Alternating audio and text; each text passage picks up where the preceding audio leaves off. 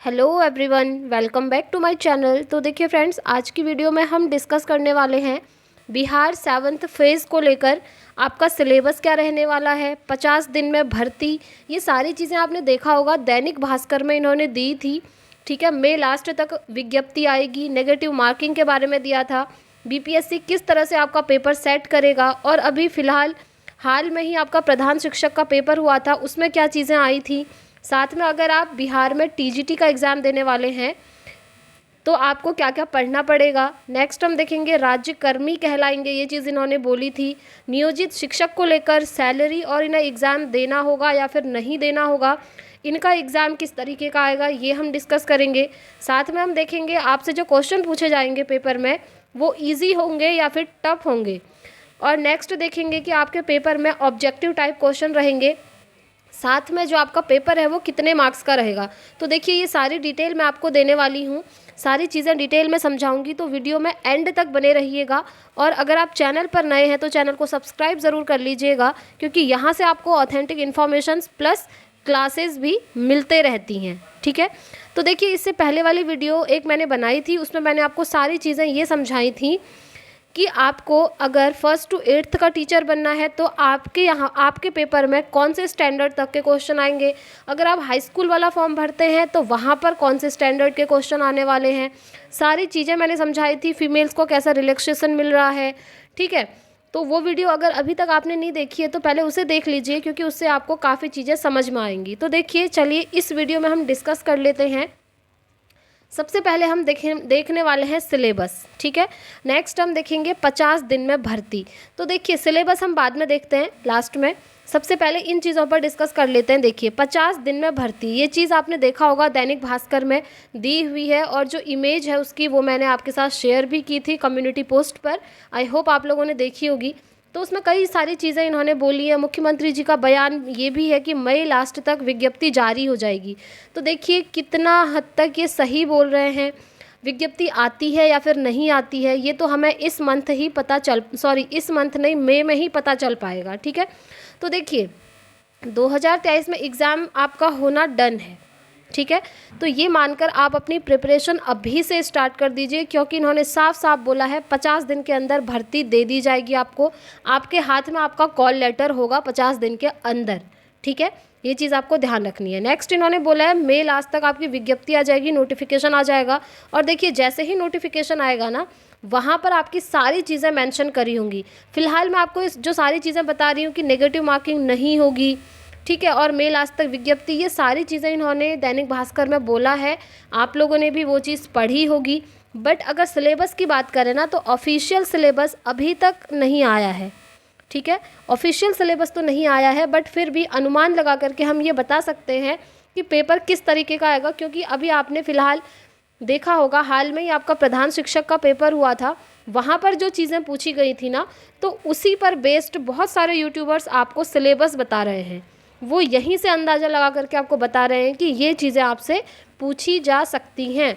But देखिए जब तक आपका नोटिफिकेशन नहीं आता, जब तक ऑफिशियली नहीं आता, तो आप लोग क्या करेंगे, आपको ये करना है, कुछ सब्जेक्ट्स जो है ना वो कॉमन है, वो आने ही आने हैं, उनकी आप प्रिपरेशन करना स्टार्ट कर दीजिए। जैसे सीडीपी हो गया, आपका हिंदी हो गया, इंग्लिश हो गया, मैथ्स हो गया, रीजनिंग हो गया। ठीक है, ये चीज़ें ऐसी हैं जो आएंगी ही आएंगी, तो इन सब्जेक्ट्स को आप अभी से अपना प्रिपेयर करना स्टार्ट कर दीजिए। ठीक है, चलिए नेक्स्ट देखते हैं। नेगेटिव मार्किंग की अगर बात करें तो नेगेटिव मार्किंग आपकी नहीं होगी, ये चीज़ भी दैनिक भास्कर में दिया था, आपने देखा होगा। ठीक है, नेगेटिव मार्किंग नहीं होगी तो आप लोगों के लिए एक प्लस पॉइंट हो जाएगा, ये तो बहुत अच्छी बात है।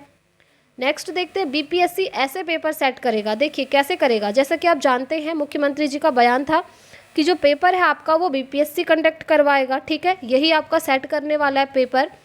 तो अभी हाल में ही जो आपका प्रधान शिक्षक का पेपर हुआ था ना, वहाँ पर आपसे क्वेश्चन पूछे गए थे जीएस के और साथ में टीचिंग एप्टीट्यूड के। ठीक है, ये चीज़ आपको पढ़ना ही पड़ेगा। साथ में आपको एक चीज़ और बताऊं, चूँकि ये पेपर आपका बिहार का है तो बिहार जीके आप बहुत अच्छी तरह पढ़ लीजिए, क्योंकि बिहार में आप शिक्षक बनने वाले हैं, तो बिहार से रिलेटेड चीज़ें तो आपसे पूछी जाएंगी, ये कंफर्म है। ठीक है, तो बिहार का जीके पढ़ना आप आज से ही स्टार्ट कर दीजिए। साथ ही जो टीचिंग एप्टीट्यूड है, इसके अंदर क्या चीज़ें पूछी जा रही हैं ये मैं आपको बताती हूँ।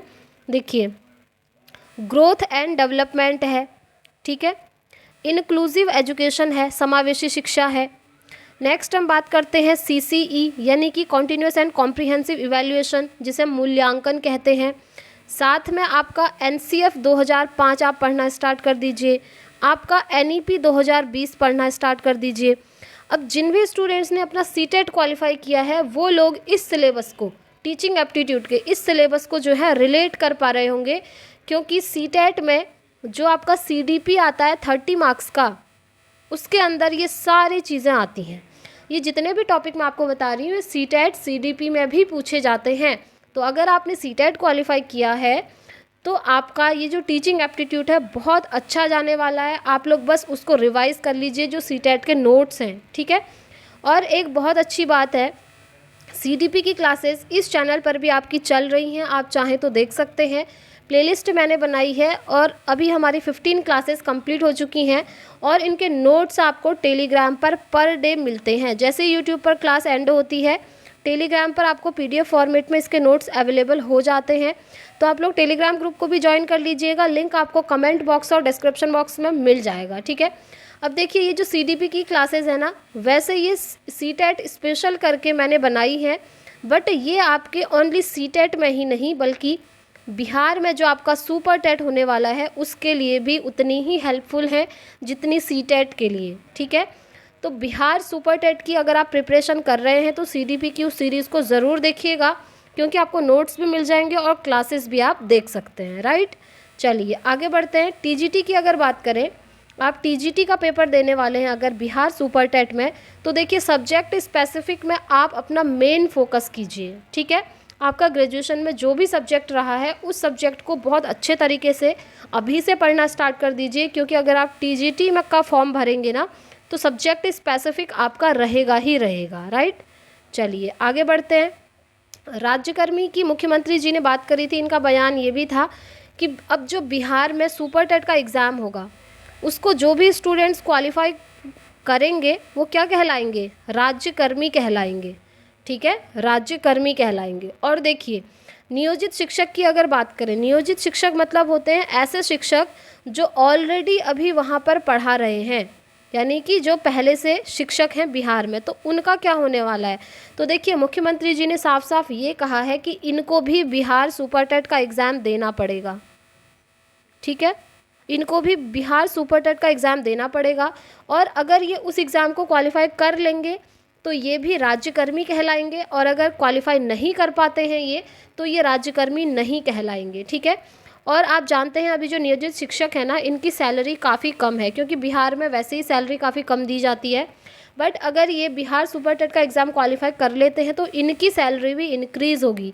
और मुख्यमंत्री जी ने ये तक कहा है कि अगर नियोजित शिक्षक बिहार सुपर टेट का एग्ज़ाम क्वालिफाई कर लेते हैं तो जो इनकी सैलरी है ना, इनकी सैलरी बढ़ जाएगी और इनकी सैलरी ज़्यादा होगी एज़ कम्पेयर टू जो अब वहाँ पर शिक्षक बनेंगे, ठीक है। तो इनकी सैलरी उनसे ज़्यादा रहेगी। और देख लेते हैं जो आपका पेपर रहने वाला है बिहार सुपर टेट का, उसमें जो क्वेश्चन पूछे जाएंगे, बहुत सारे स्टूडेंट्स का ये भी क्वेश्चन रहता है कि जो पेपर होगा हमारा वो इजी होगा या फिर टफ़ होगा। तो देखिए मुख्यमंत्री जी ने साफ साफ कहा है कि जो आपका क्वेश्चंस का पैटर्न रहेगा ना ही वो ज़्यादा इजी होगा ना ही वो ज़्यादा टफ़ होगा, तो वो कैसा होगा, वो होगा मॉडरेट लेवल का, यानी कि बीच का, ना ही बहुत इजी आप कहेंगे ना ही बहुत टफ़ कहेंगे, मॉडरेट लेवल का होगा, ये आपको ध्यान रखना है, राइट। और देखिए एक चीज़ मैंने यहाँ पर लिखी नहीं है बट आप ध्यान रखिएगा, यहाँ पर इन्होंने पासिंग मार्क्स की भी बात करी है। अगर आप जनरल कैटेगरी से हैं तो आपको 50% मार्क्स लाने होंगे, तब आप पास हो जाएंगे और उसके बाद आपकी मेरिट बनेगी, ठीक है। और अगर आपके 50% से कम मार्क्स आते हैं तब तो आपको काउंट ही नहीं किया जाएगा मेरिट में। याद रखिएगा, आप कह सकते हैं जनरल के लिए कट ऑफ है 50%, और अगर हम बात करें SC ST OBC की, तो जैसा कि आप जानते हैं इन्हें तो रिलैक्सेशन मिलता ही है, तो इनके लिए है 45% पासिंग मार्क्स। ये आप कट ऑफ कहकर भी चल सकते हैं कि जनरल कैटेगरी के लिए 50% एंड SC ST OBC के लिए 45%, राइट। चलिए आगे बढ़ेंगे। ऑब्जेक्टिव क्वेश्चंस, देखिए आपका जो क्वेश्चन पैटर्न रहेगा उसमें ऑब्जेक्टिव क्वेश्चन पूछे जाएंगे। आपने देखा ही होगा, बीपीएससी आपका पेपर कंडक्ट कराएगा और ऑब्जेक्टिव क्वेश्चन होंगे, दैनिक भास्कर में दिया था, ठीक है। नेक्स्ट हम देखते हैं 100 मार्क्स का आपका पेपर होगा। ये चीज़ भी साफ साफ मेंशन करी गई है कि जो आपका पेपर होगा 100 मार्क्स का होगा, ऑब्जेक्टिव टाइप होगा, ठीक है। और एक चीज़ और, ये पेपर आपका ऑनलाइन नहीं होगा, ये पेपर होगा ऑफलाइन। अब देखिए, मैंने देखा कि कुछ यूट्यूबर्स आपको बोल रहे हैं कि ये एग्ज़ाम आपका ऑनलाइन होगा। तो एक चीज़ मैं आपको बताऊं, आपने न्यूज़पेपर देखा होगा, उसमें ये चीज़ लिखी थी कि ऑनलाइन होने के चांसेस बहुत कम है और ऑफलाइन होने के चांसेस बहुत ज़्यादा हैं।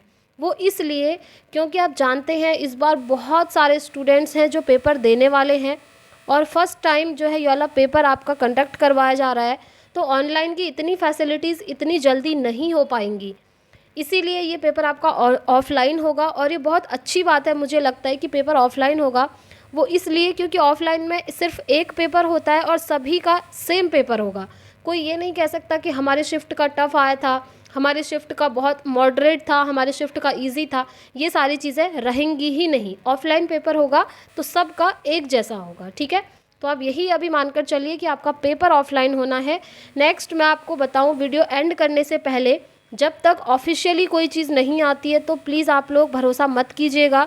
ये सारी चीज़ें तो दैनिक भास्कर में दी थी, सही बात है, कुछ हद तक नहीं, बहुत हद तक 90% यही है कि यही सारी चीज़ें आपकी होंगी। बट ऑफिशियली जब तक नोटिफिकेशन नहीं आता तब तक हम 100% किसी भी चीज़ को सही नहीं कह सकते, ठीक है। तो जैसे ऑफिशियली कोई अपडेट आएगी आपको इस चैनल के माध्यम से बता दिया जाएगा। चैनल के साथ बने रहिएगा। अगर चैनल पर नए हैं तो चैनल को सब्सक्राइब ज़रूर कीजिएगा ताकि वीडियोस की इन्फॉर्मेशंस आपको मिलती रहे। तो फ्रेंड्स, वीडियो पसंद आए तो प्लीज़ वीडियो को लाइक एंड शेयर कर दीजिएगा। मिलेंगे अब नेक्स्ट वीडियो में। Thanks for watching.